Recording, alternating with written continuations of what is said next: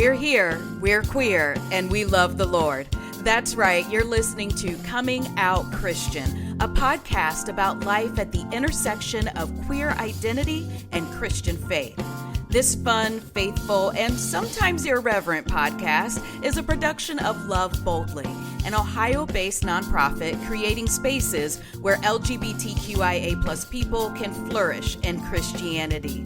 I'm one of your hosts, Siobhan Boyd Nelson, and my co-host is the Reverend Dr. Ben Huelskamp, Executive Director of Love Boldly. So join us, and let's find out who's coming out today.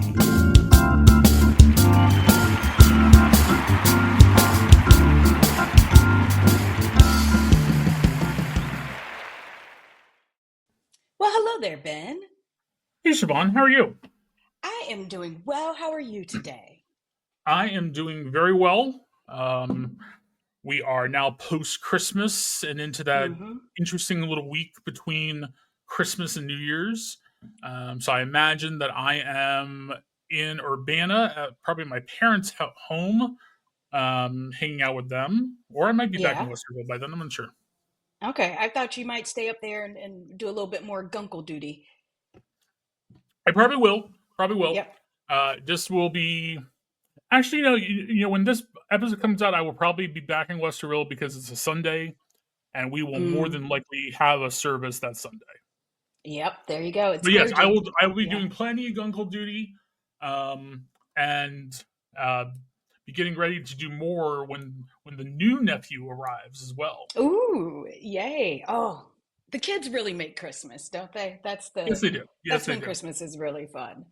Yeah. All right, so I got a question for you. Last week we talked about Christmas traditions, and you talked about singing, and I talked about traveling. But today I want to talk about food, because there are a lot of foods that are like Christmas only foods, right? Like the only time anybody in my house was making a whole ham was for Christmas. Yep. But there are some Christmas foods that not everybody gets into. Specifically, I'm thinking fruitcake and eggnog. Ben, how do you feel about fruitcake and or eggnog? I don't know if I've ever actually had eggnog. What? I think Ben. eggnog has been sitting out at things, but I don't know if I've ever actually had it, boozy or otherwise. Oh my goodness. Now, fruitcake, I mean, I technically am a fruitcake, so, you know, I guess I feel okay about fruitcakes, but no, I'm not a fruitcake fan either. I will do a good rum cake. Okay. But fruitcakes have never been my thing. So is there a Christmas thing, like a Christmas food or that your family makes, or that you own, something that you only eat during Christmas season? I don't think there's anything we only eat during Christmas season. We were, you know, whole ham might be something. But one food, I mean, the big thing that comes out at Christmas is my family has a number of very good bakers in it. So there's always more desserts, cookies, pies, etc. That come out around this time of year than any other holiday, birthday, etc. Got it. Okay. Well, Ben, the reason I was so aghast when you said you'd never had eggnog is because eggnog is a staple in my house and has been a staple in my house ever since I grew up. So as soon as the grocery stores started putting out eggnog around Thanksgiving, I have been buying eggnog, and I do this. It's a tradition that my mom started. And then my son really loves eggnog. We are a milk drinking family in general. And so my son really loves eggnog. And so for Thanksgiving, when he came home to see me, it was like, you got to have eggnog in the fridge for the boy because he loves it. And then I eventually had boozy eggnog, and I was like, this is even better. Oh my gosh, I've been missing it the whole time. So I'm a huge eggnog fan. To me, it makes November and December. Like, it's not Thanksgiving and Christmas without it. I hear that. Okay. I want you to try some. Like, it's sweet. My mom had eggnog in mid-November.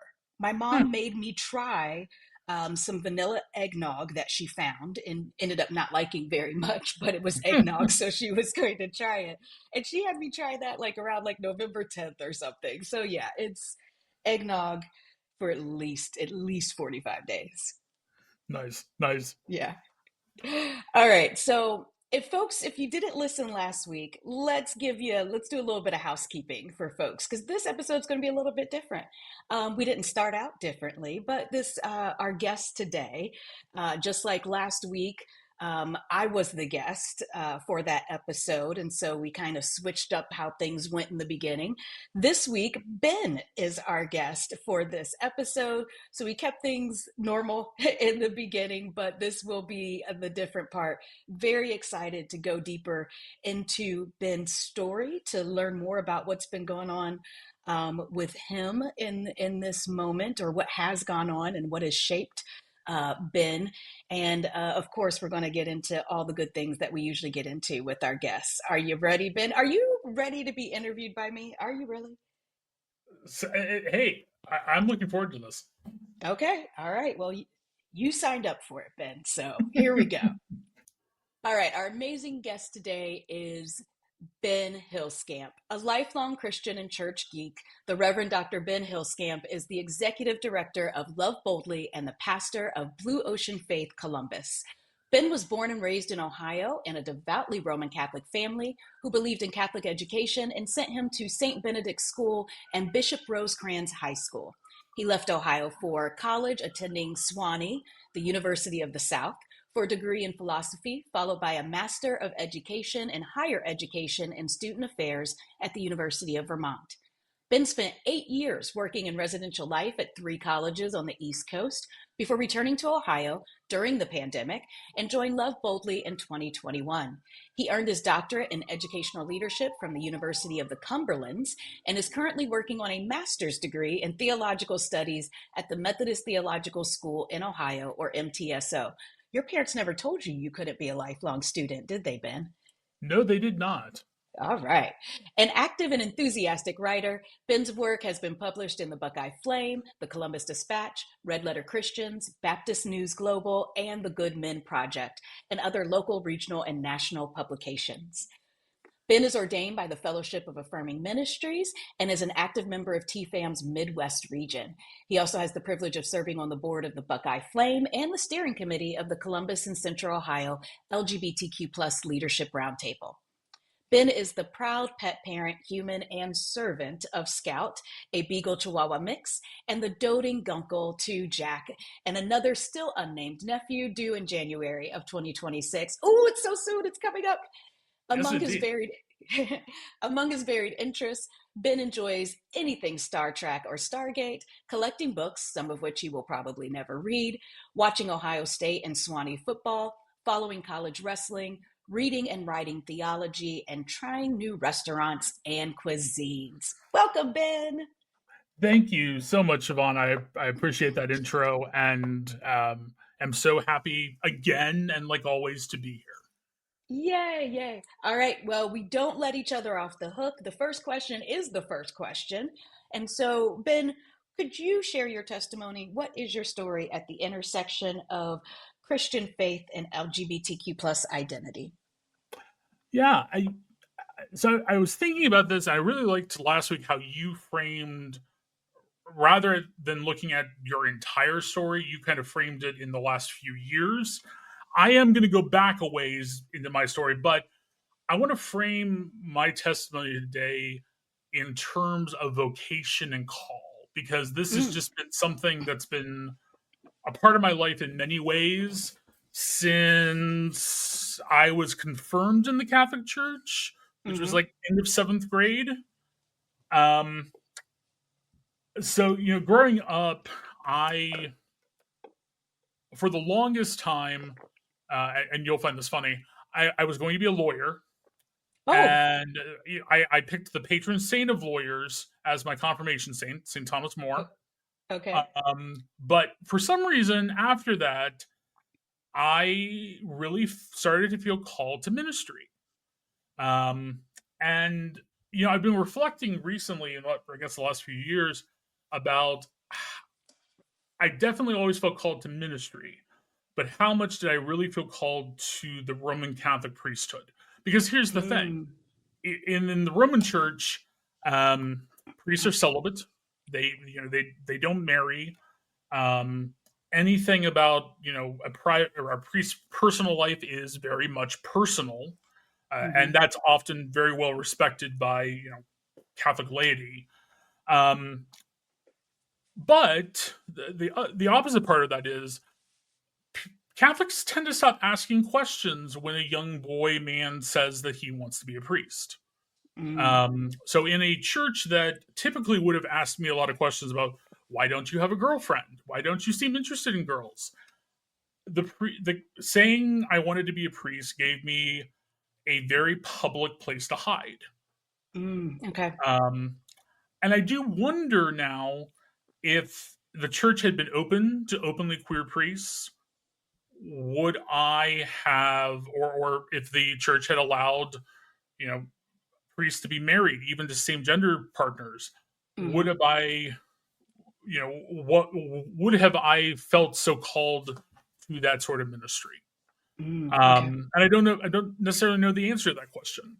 But in any case, um, being a boy, teen, young man who wants to be a priest in the Catholic Church, one attends what are called vocation discernment weekends or vocation discernment retreats, Okay. usually held at the different houses where priests and religious orders live, or held at seminaries. And I think I've never actually counted it up. I probably went to 15 to 20 of these Oh, wow. from the time that I was a first year freshman in high school through my freshman year of college. hmm Um, and, and a lot of those were very interesting. They were nice downtime, time to meet other young folks um, who also wanted to be priests. Some people, when I told people I wanted to be a priest, it was okay. This kind of makes sense. We'll leave you alone. Other people who are a little bit more out there, people who are perceived as being the big man, big boy on campus, often meet a very different reaction. A Okay. reaction that's more negative or more like, why are you wasting your life as a priest? You should get married. hmm hmm Why aren't you doing something that's more normal? Um, there's I forget his name, but there's a TikTok and Instagram person right now who played football for Notre Dame. Was kind of the very much virile, all American kind of guy who's now training to be a priest, and he talks a lot about this dichotomy of Catholics who clearly support priests, but who at the same time really question when a guy who's an athlete and is very has all those kind of very manly man type things says he wants to be a priest. So anyway, um, a lot of those retreats again were very positive spaces.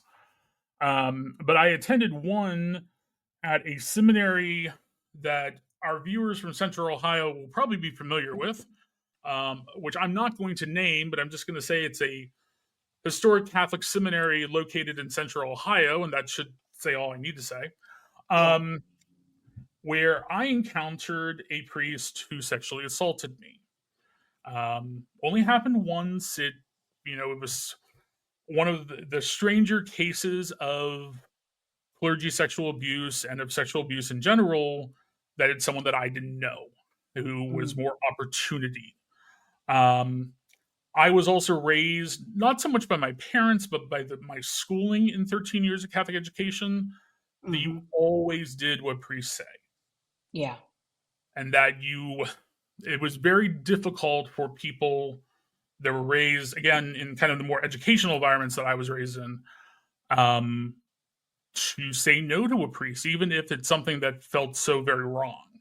hmm Um, so that was something that happened. It was something that I hid very deep down, repressed for all the reasons that one, psychologically represses things, Yeah. and was something that I only came back to um, many years later, actually during graduate school.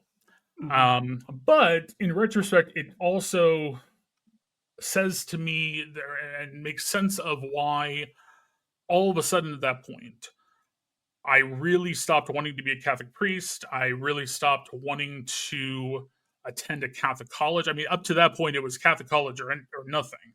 Okay. And then all of a sudden, I was looking at schools that were not Catholic or didn't have a faith affiliation in general.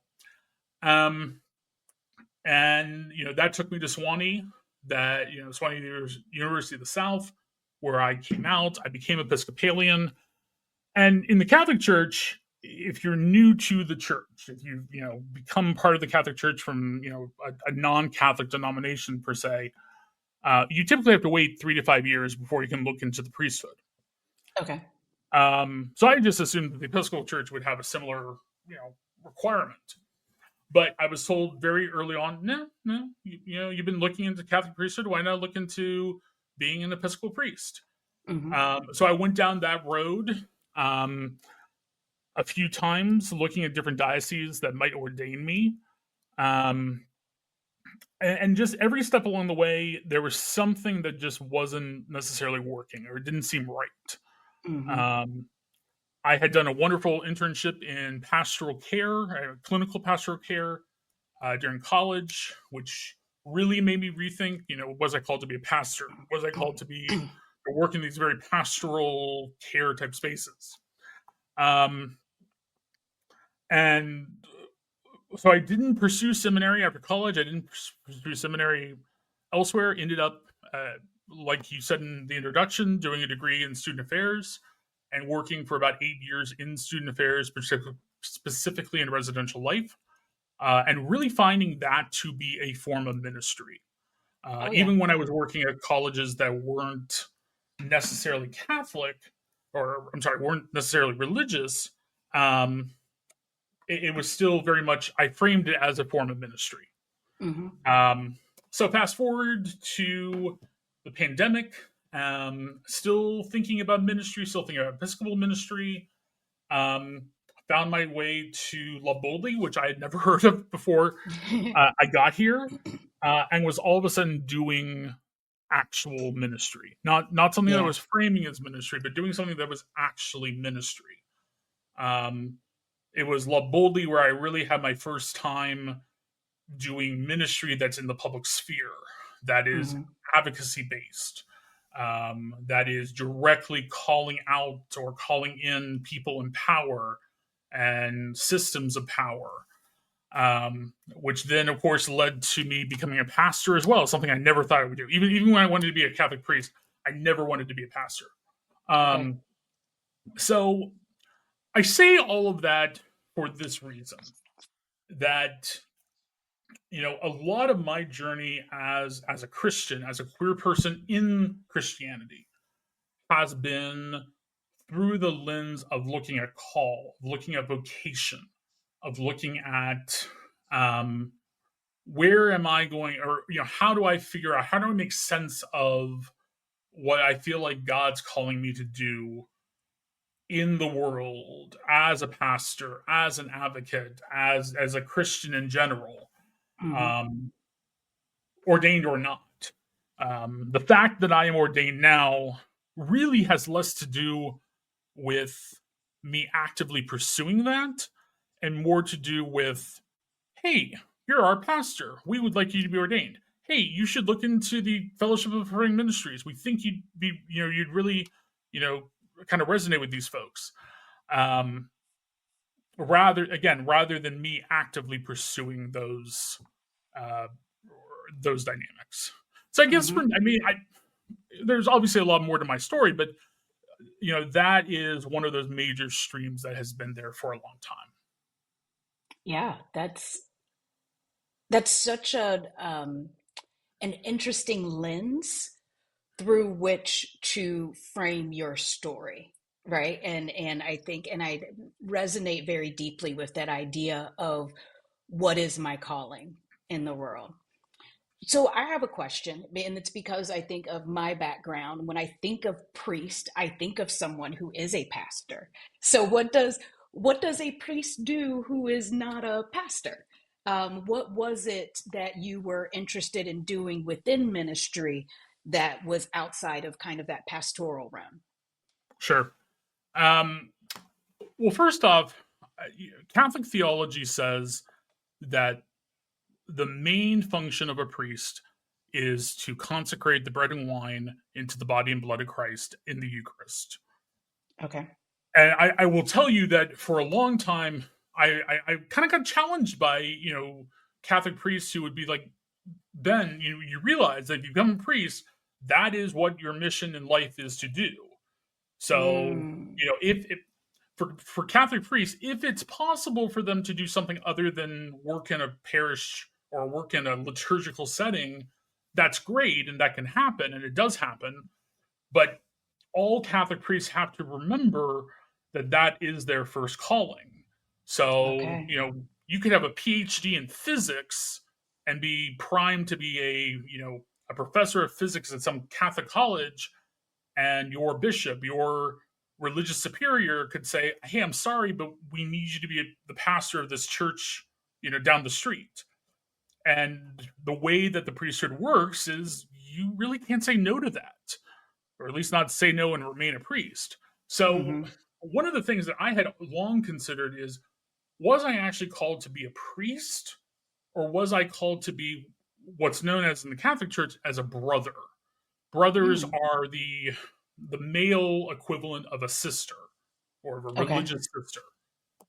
These aren't people who necessarily live in a monastery or any of that. There are teaching brothers. There are brothers who are very active in the world.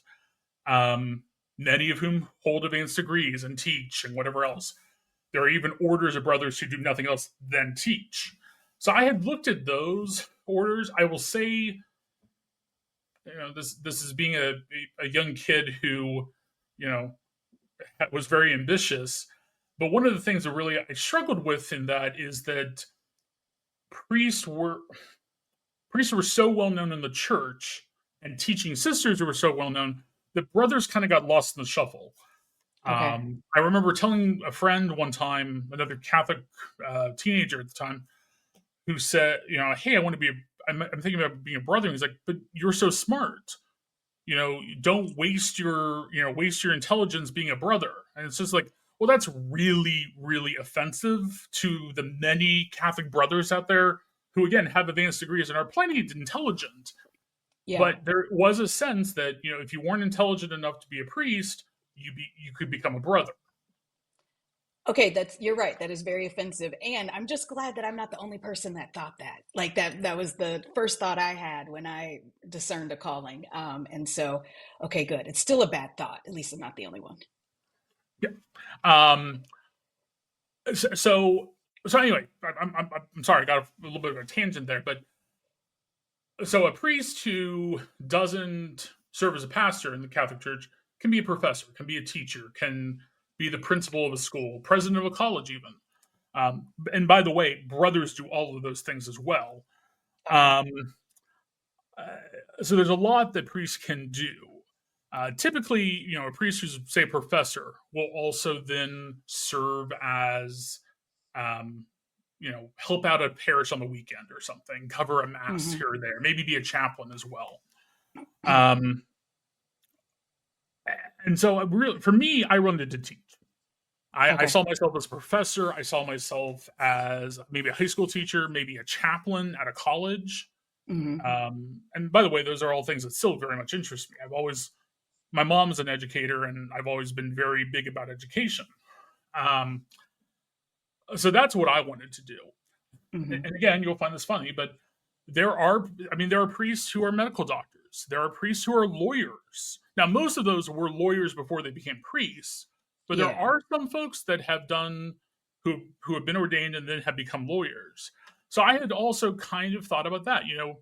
One of the orders that I was always very interested in were the Salesians of Don Bosco, who Oh are my.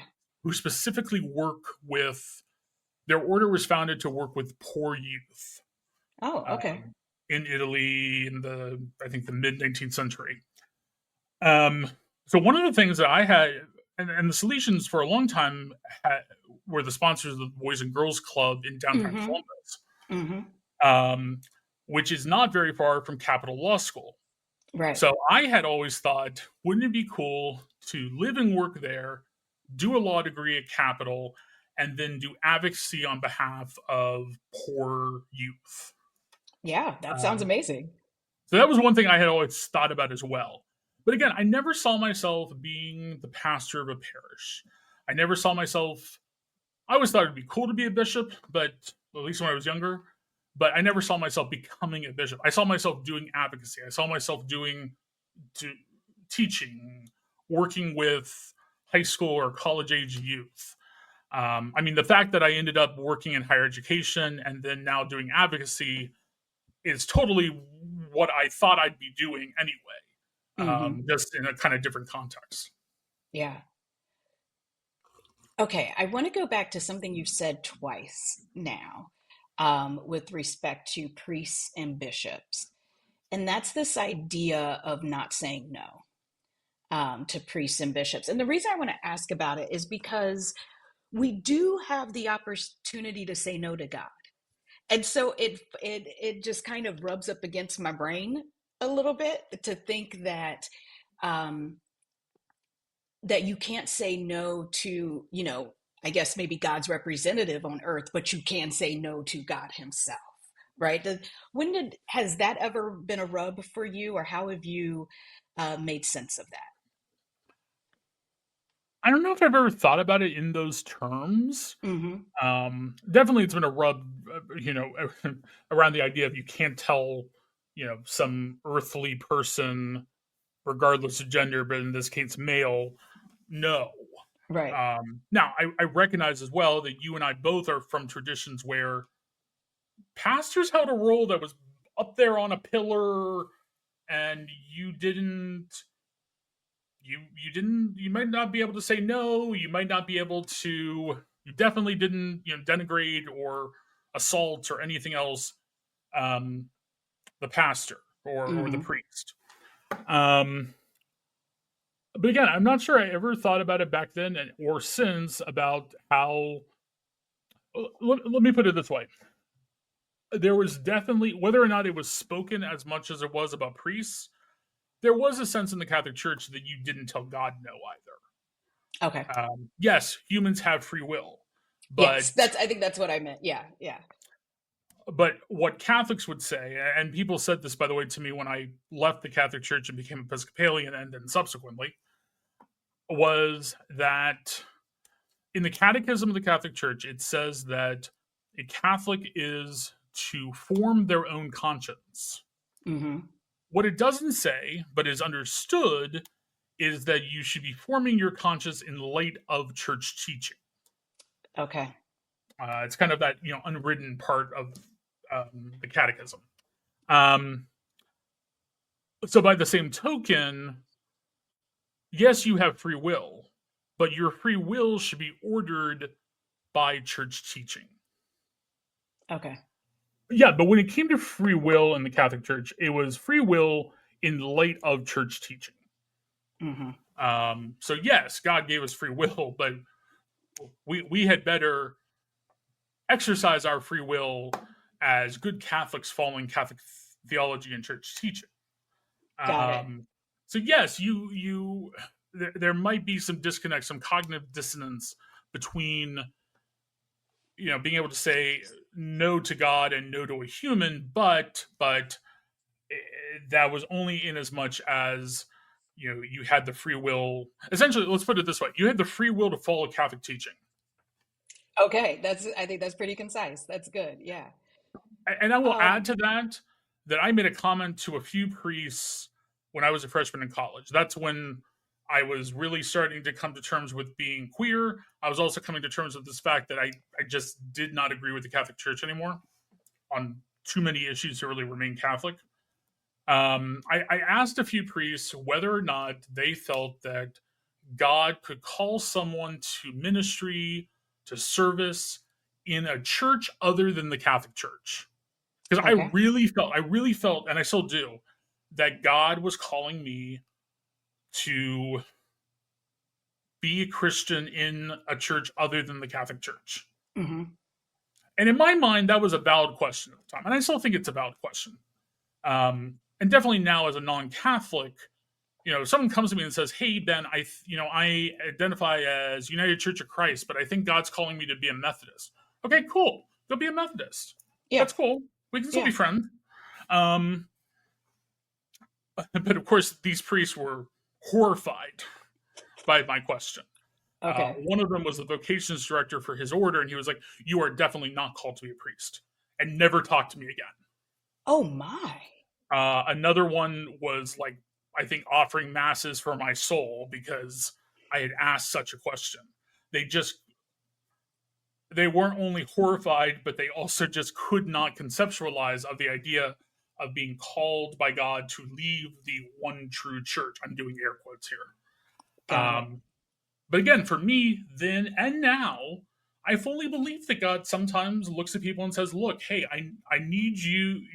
You're attending a Episcopal church right now. I need you to go help the Lutherans out, Yep. Yep. or I need you to go help TFAM out. I need you to Mm-hmm. go. I need you to get into a position where you can start a small, non-denominational but progressive church somewhere where we need that." Right. I really believe that God says that. I also think that God sometimes looks at people and says, "You know what?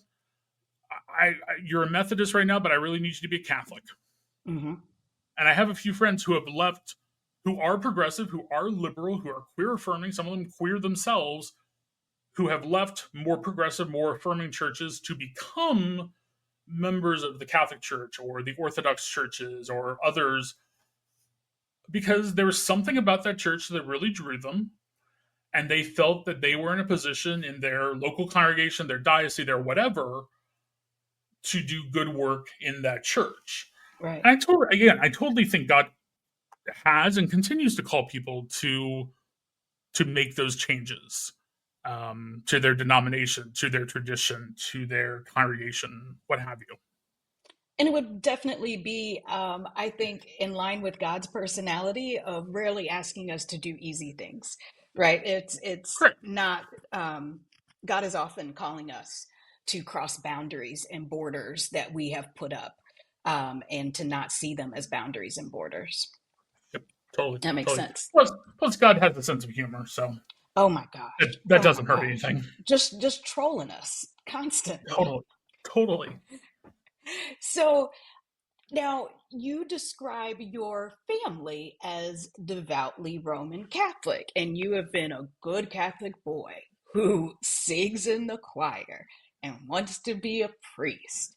And then you go off to a non Catholic college. Woo, and then all of a sudden, I don't know if it's all of a sudden, that's the question. How did you share not necessarily, I don't know if these happened at the same time or what order they happened in, but the fact that you were no longer theologically aligned with the Roman Catholic Church and that you were queer, and was that part of the reason that you gave your family for leaving the church? Yeah. So let me answer that first by saying my dad, who is a cradle Catholic, and we joke, his family very easily could have been converted by Saint Boniface, who was the Okay. supposedly the first Christian missionary to the Germans. Mm-hmm. I mean, his family goes way back into Germany, into the Catholic Church. But his theology is very simple. And I don't say simple in a bad way. It's Yeah. not unintellectual. It's just very simple, which is if you're a good person, you go to heaven. End of story. I mean, period, hard stop. Um, so I think he was a bit confused Yeah. that his son, who had spent so many years being this like conservative little Catholic boy who wanted to be a priest, all of a sudden is saying he wants to join the Episcopal Church. Um, but it really didn't phase him. Okay. Um, I think he probably, not that he showed it, but I think he probably struggled a little bit more with me coming out than he did with me leaving the Catholic Church. Okay. My mother was the opposite. Mm-hmm. I think though she says that she didn't know that I was gay until I came out, I'm pretty sure she knew I was gay. Mm, I'm pretty sure she mm, knew I was gay from about 5 or 6 years old, yeah. if not sooner. Yeah. Um, my Mamas aunt, know. my aunt, her sister, always claimed that she knew I was gay from about 3 years old. So Oh my. who knows? Um, but in any case, she took me coming out as a queer person overall very well. She Okay. didn't exactly know the right language to use or the right things to say, and she jumped a little too quickly to, okay, are you having safe sex? And it was like, Ah, saying that you're mom. gay and saying that you're sexually active are not the same thing. Yeah, You yeah. know, not exactly the right way to respond, but okay. She tried. She Okay. struggled deeply, deeply with me leaving the Catholic Church. Mm. She saw it as, whether or not she actually used these words, and the fact that she might listen to this episode, I want to be clear. I don't know if she ever actually used these words, but she really seemed to express that that she felt it was a betrayal of the 13 years of Catholic education that I was sent to. Mm-hmm. Mm-hmm. Um, and while my family was not poor by any means growing up, we were comfortable in the area, living in a small town in rural Ohio. And even though our Catholic school tuition was not high by, say, Catholic high schools in Columbus, Ohio, Right. um, it was still money that my parents didn't necessarily have or Mm-hmm. couldn't have used productively in a different way. Mm-hmm. Um, so I think she really felt that I was kind of betraying those 13 years. Like, why did we send you to 13 years of Catholic education if you're just going to go and be a Protestant? To tell you the truth, there were about 6 months to a year in there that we did. I mean, my mom and I nowadays talk, once every day or two. Mm-hmm. And even during college, even when I was too cool for my parents, I still talk to her at least a few times a week. Mm-hmm. From about late 2027, maybe early 2028 until the following year, we didn't talk as much, maybe once a week, that one call a week home. Mm-hmm. Um, and that wasn't just me being the college kid who forgot to call home. It was also she wasn't calling me.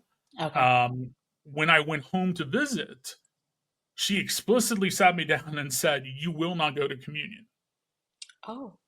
Which my dad and I found weird because she had always pushed our priest at home to allow her friends who were Methodist or Lutheran or Presbyterian to take communion if they were at church, and she always hated it that they weren't allowed. Okay. But now all of a sudden, he wouldn't let me. In what became a very awkward moment, I went up to take communion. She was serving as a Eucharistic minister, distributing communion, and she refused to give it to me. Oh. To diffuse the tension that was palpable, because of course our family was very involved in this church and everyone knew us, and Yeah. not to mention I'm a 6'5" person who's hard to miss. Yeah. The priest had to be like, "Here, go," Mm. and kind of break the tension. Only happened once, and I got the message. Um, but she was very clear that I had decided to leave the Catholic Church, and therefore I should enjoy none of the benefits, including communion. Oh.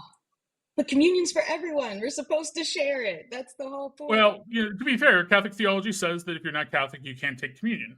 That is true. But I agree with you. I agree with an open table. Everyone takes communion. As I say at church every single week, and actually I say it twice. When we do communion every single week at Blue Ocean, and I say it at the beginning and the end of our communion rite. This is God's table, and no one is excluded. Mm-hmm. And I believe that very, very thoroughly. But she really struggled with me leaving the church.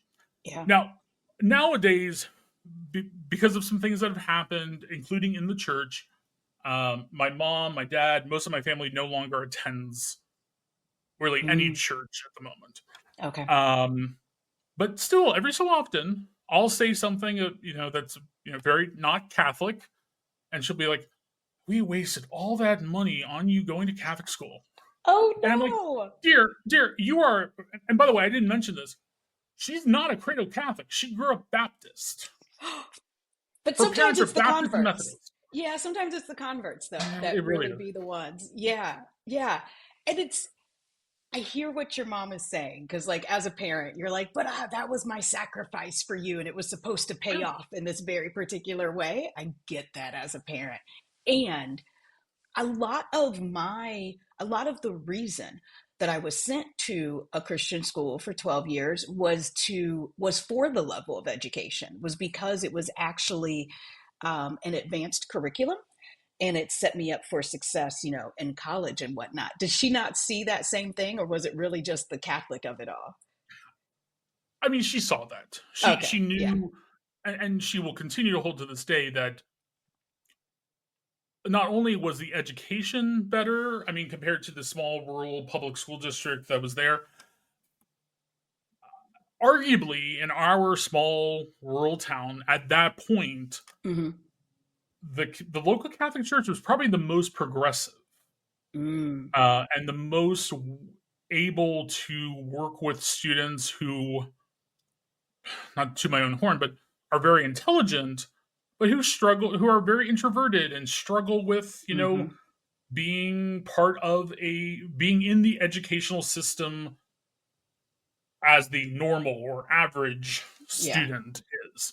yeah, So even though I probably could have been, in all the gifted and talented, AP courses at the local high school that maybe I didn't get at my Catholic high school, at the same time, when I got to college, the first 2 years of college were just like, why are we doing this? I did this in junior year of high school. mm-hmm. Why are we doing here? Yeah, And I found that even some of my some of my classmates who had gone to prep schools on the East Coast that are more money than any of us are, hell, that Mars is paying for Howard possibly, yeah. or his classmates are, they weren't even at that level yet. Mm-hmm.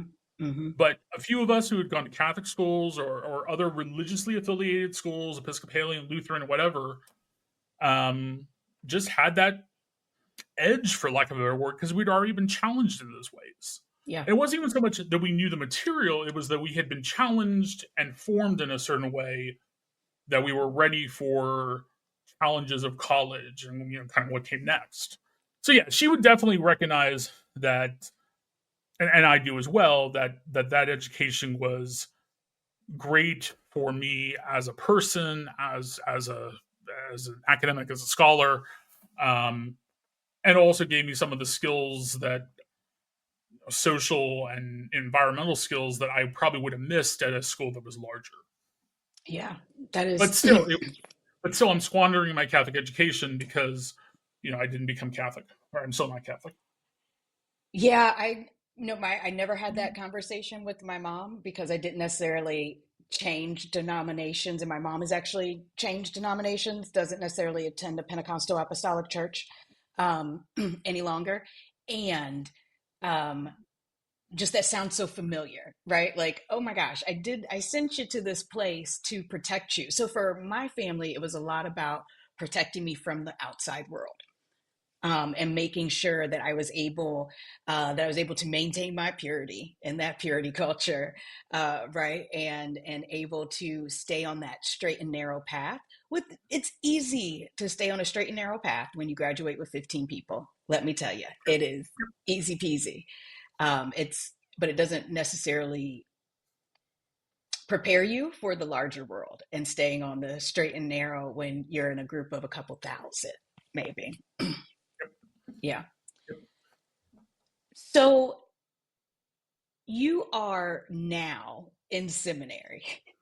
And I am. will this be your first theological degree? Sorry, Ben, you have so many degrees. I lose track of them. Yes, this will be my first theological degree. I did have a little bit of theological training in my doctoral program Hmm. because I was specializing in religion and ministry, but um, but yes, this will be my first formal theological degree. And how will that feel as a queer person? As a queer person, do you think that do you anticipate a strengthening of your resolve with that degree under your belt? Well, first off, I would argue that just having the degree isn't a strengthening of anything. I mean, having Well, a yeah. degree just means you sat through enough courses, you played the game, Hmm. and you didn't get Fs. I mean, really, Yes. that's all. I mean, the Yes. fact that I have a doctorate doesn't mean that I'm smarter than anyone. It just means that I did everything I needed to, so that one school said that I have a doctorate. Yes.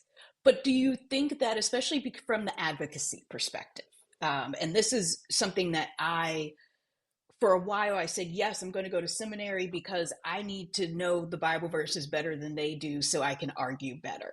Right. And I've left that reason for going to seminary. I don't think it was a very good one.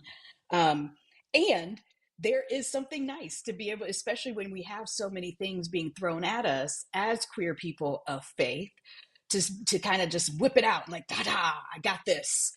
Um, do you think that that will be helpful in advocacy spaces in any way? Yes and no. Okay. Yes, I think it's good to have. It's just like when I show up and someone's like, "Oh, you're a queer Christian." That's not a thing, and I'm like, "Well, I'm.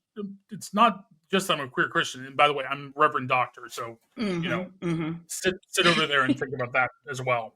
But Yeah. it's like whipping out Reverend Doctor. I Mm-hmm. mean, yes, it definitely helps. It definitely has provided me already with extra context and knowledge, etc.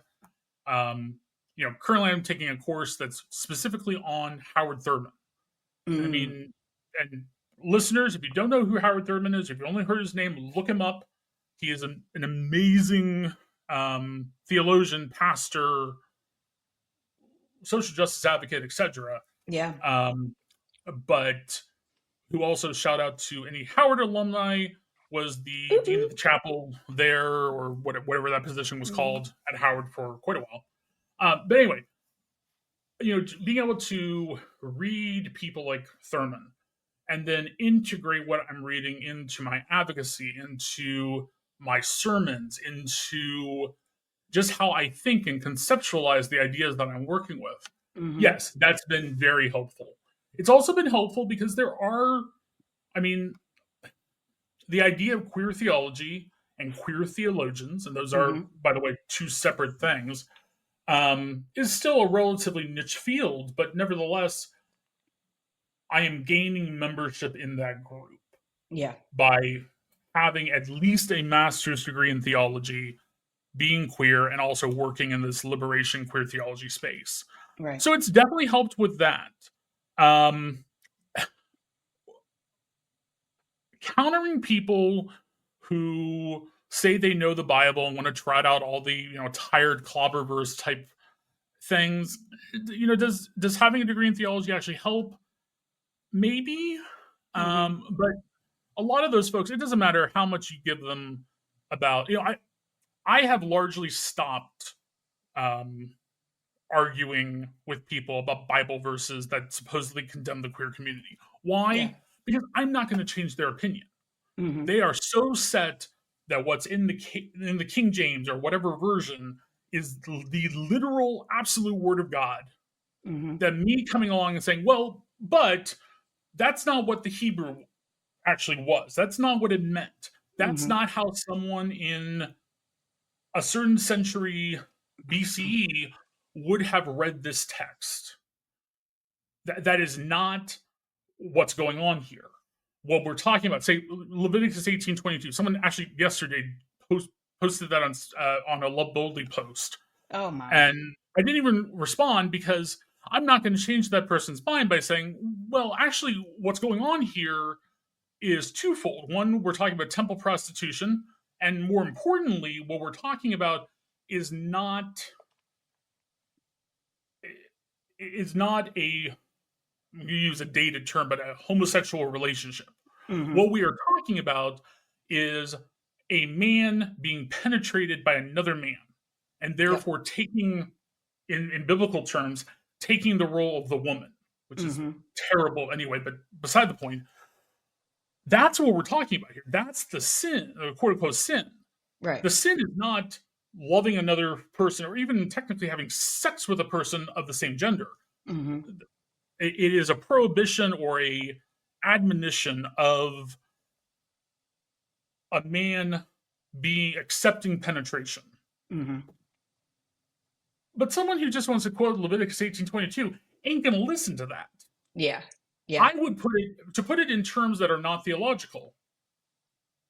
You can go to school for law, which Mm-hmm. obviously you did, but if someone has a point about their interpretation of, the Second Amendment, it doesn't matter that you have the knowledge to say we were talking about militias here, Right. and Right. this is what the founders actually said, and this is what's actually going on, and I can argue this with the breadth of law through other decisions, et cetera, et cetera, et cetera.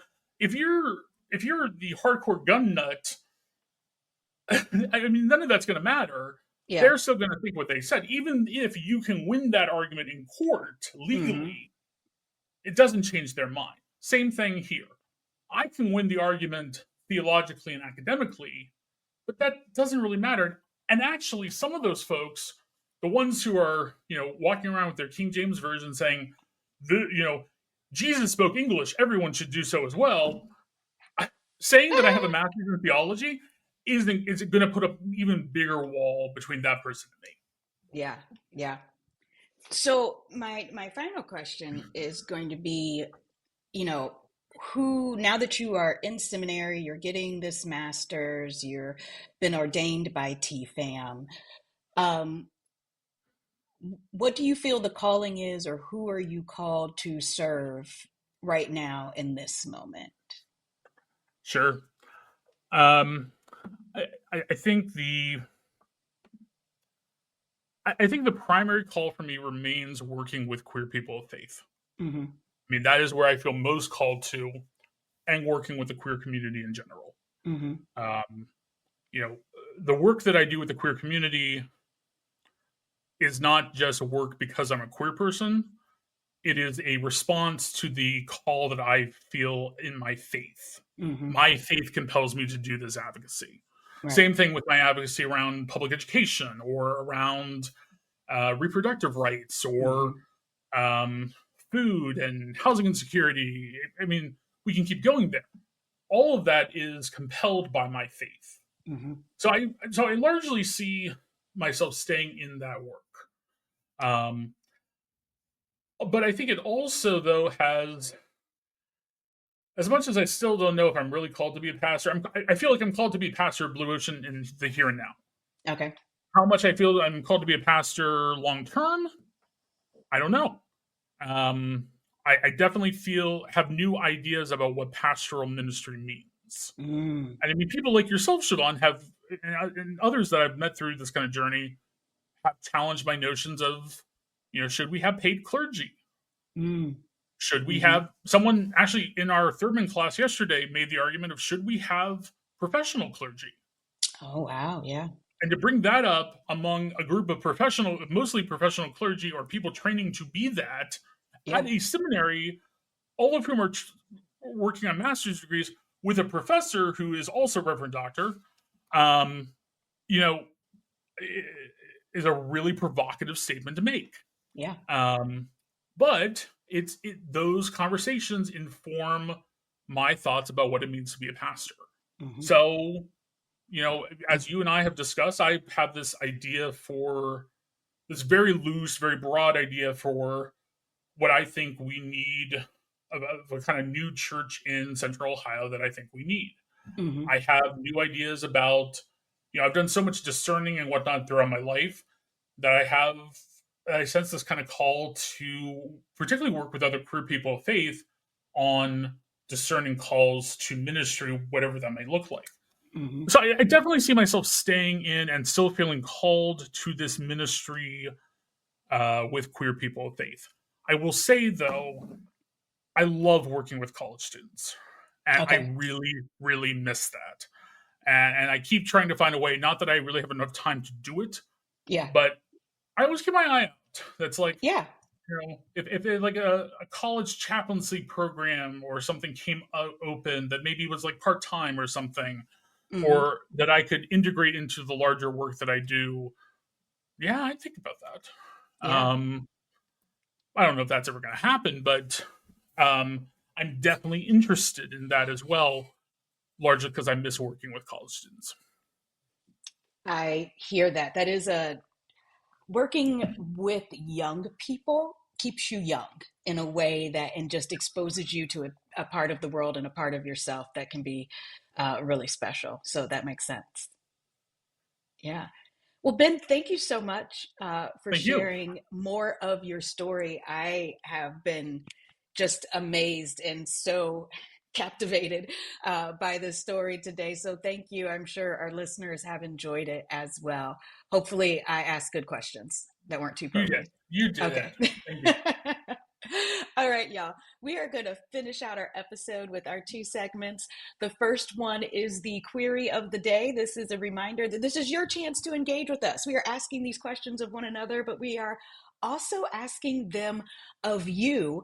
And because this is the last episode of the season, what is your intention for 2026, right? Like, what are you naming your year? Are you theming your year? Are you setting resolutions or intentions? What's on your mind for 2026? Is there a goal or just a theme, something that you want as an overarching theme for the year? I take you're asking me that question first. I am asking you that question first. I can't ask, you are the guest. So, yes, I'm asking you first. Um, you know, I don't want this to sound like a sort of dark or dismissive answer, but I think it's just living. Mm, Um, and maybe living and hopefully living and flourishing, to borrow a Love Boldly phrase. mm-hmm, Um, I think there's so much fear in the world, there's so much angst in the world, there's so much, particularly here in the US, um, that I just simply want to make sure that I'm going on living. And I don't mean living in a physical existential sense. It's not that I'm fearful that, I'm going to die this year or something. But it's actually living, flourishing, enjoying what I'm doing, being able to still dream. mm-hmm. That is one of the things that, as much as I love working in higher ed, I never felt like I had enough time at the end of the day is to just sit down and dream about things, Oh, yeah. and think about what could be, even if it's kind of far fetched. Um, so that's what I want from this year. What about Okay. you? Um, I think I like to set themes or intentions or things that I'm kind of working on in myself. And this year, actually, it goes back to what we were just talking about. I'm working on being more pastoral. And what I mean by that, not that I am a pastor, but Yes. I take the calling on my life very seriously. And I take the idea of being a pastor very seriously. I take any leadership position very seriously. And I always want to make sure that I am equipped and I have the resources to do that work well. I don't feel fully equipped to be a pastor. I probably never will. And so that's not the question, right? Like, are you ready? Is not the question. I'm ready when God says I'm ready. And I really am trying to have more of a pastoral lens on the world and how I move through the world, so that I can be in a position of looking at and moving through and seeing the world. I can be in that space, or at least building those habits and building those structures as I Yep. move into that space eventually. Awesome. Yeah, yeah. All right, y'all. Tell us join us on Instagram. Make sure you're following Coming Out Christian and Love Boldly on Instagram, and let us know, what is your intention? What's your theme? What's your big goal or resolution for 2026? What do you have in store for you? And now it is time for our moment in queer Christian history. This is when Ben reminds us that not only have we always been here, we have always been here in the church. Ben? Well, I would like to share a little bit of a story of a family that I actually learned about, with a long history in the United Church of Christ, and even in the Congregational Church, which was one of the predecessors to the UCC. And it starts out with the Reverend Oliver Powell, Mm-hmm. who was a congregational minister who then again became UCC when the UCC was formed. He, along with his wife Eleanor, founded the United Church of Christ Parents of Lesbians and Gays, which is Mm, one of the precursor organizations to what has become the Open and Affirming Network and the LGBTQ ministry of the United Church of Christ. Mm-hmm. What's interesting about Reverend Powell and his wife were that their daughter, the Reverend Loie Powell, was also a minister, retired from active ministry in 2016, but was part of a 3-woman, all, by the way, lesbians as well, project in 1978 of these 3 women, Loie Powell, Stacy Consuelos, and Jody Parsons, Mm-hmm. who challenged kind of a notion that we have uh, in kind of mainline Christianity, which is that many denominations, including the UCC, require new ministers or people preparing for ministry to write an ordination paper. And typically, this is a paper that kind of espouses your theology. Okay. Um, TFAM does something kind of similar as well. Um, Typically, while these are technically exams, in the UCC, TFAM, etc., it's more about simply expressing who you are and putting that down on paper.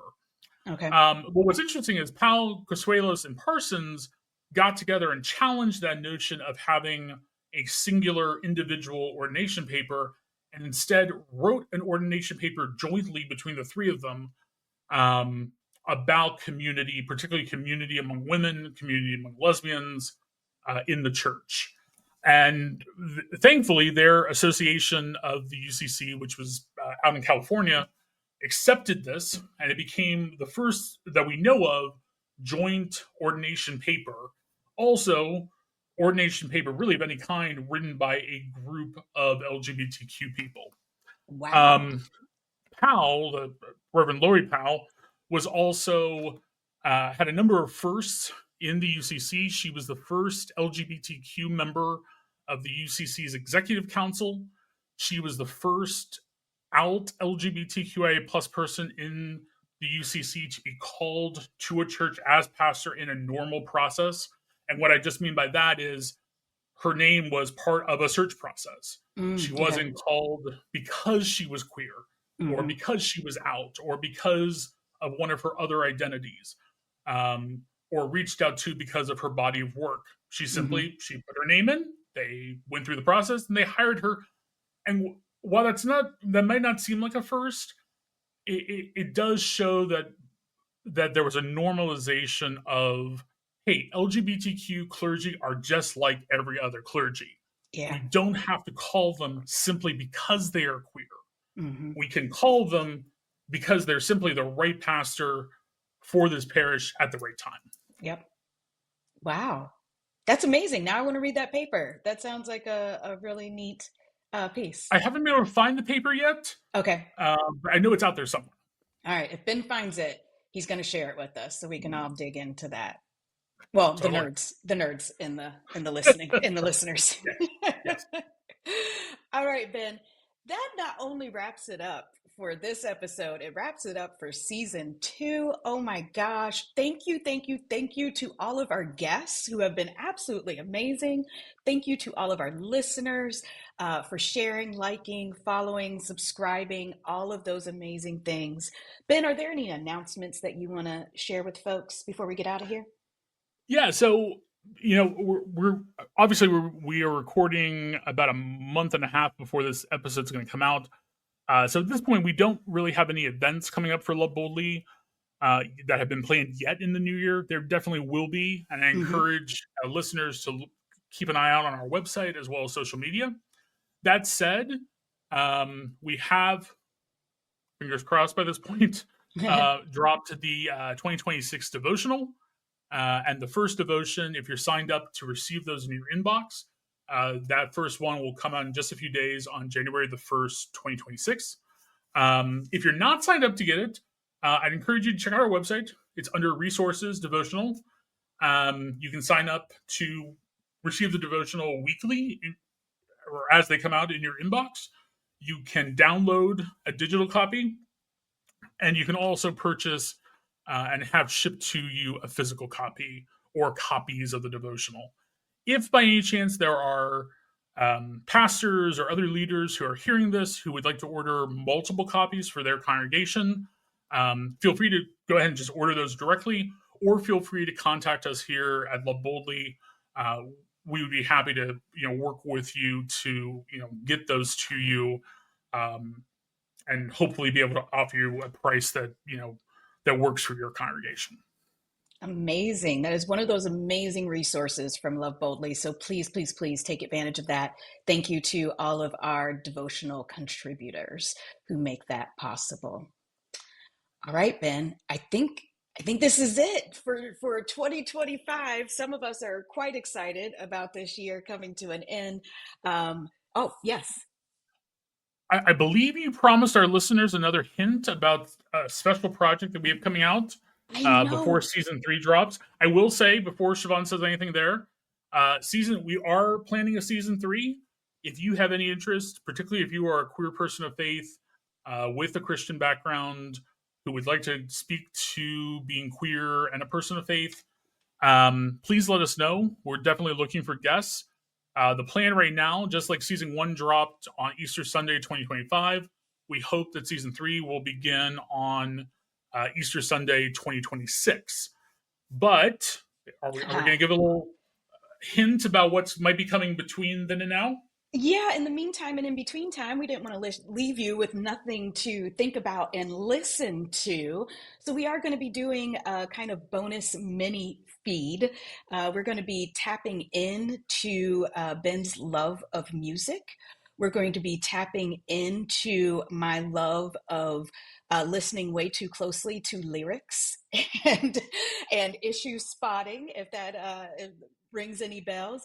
If you've ever been in a situation in a church, in a car, listening to some Christian music, and you heard a line and you went, oh, this might be your podcast. This might be something that you're interested in, right? If you've ever had that moment of, oh, that wasn't affirming as a queer human, or, oh, that wasn't in line with my progressive theology, this little mini podcast might be for you. We're going to go, 8 weeks, Ben?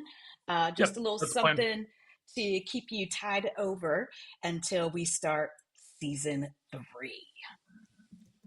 It's yet to be named, too. We got to come up with a name, Ben. We've got some time. So February 8th is when that's going to drop. Follow us on Instagram, because we'll definitely let you know. Follow the Love Boldly website. We'll let you know when all of that is coming. But look for us again in February for a special little treat to tide you over before season 3.